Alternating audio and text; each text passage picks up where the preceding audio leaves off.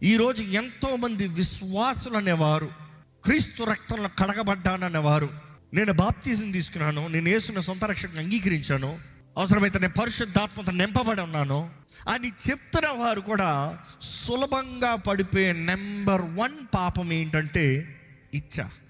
ఈరోజు ఈ ప్రశ్న అడుగుతాను కూడా భయం వేస్తుంది ఆలయంలో, ఎందుకంటే ఎంతమంది చెయ్యెత్తగలుగుతారో. ఒకప్పుడు నువ్వు పోర్నోగ్రఫీకి బానిసమేమో, మిమ్మల్ని మీరు పరీక్షించుకోండి. ఎందుకంటే ఈరోజు ఎంతోమంది విశ్వాసులు స్థిరత్వం లేదు, శక్తి లేదు. When was the last time అశ్లీలమైన దృశ్యములు చూస్తూ ఆనందించు? When was the last time, ఎప్పుడు చివరిసారి ఈ షార్ట్స్లో అక్కర్లేని సడ్యూసివ్ థింగ్స్ చూసుకుంటూ కూర్చున్నావు? ఈరోజు ఎంతమంది చెప్తున్నారు, నేను రక్షించబడ్డాను, ఎక్కడుంది నీ రక్షణ జీవితం?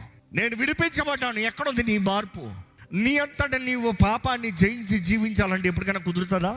అందుకని ప్రతిదినము దేవుని చేతులకు మనం సమర్పించుకుని పరిశుద్ధాత్మ సహాయాన్ని వేడుకుంటూ పరిశుద్ధాత్మ ద్వారా నింపి నడిపించబడవలసిన అవసరత ఎంతో ఉంది.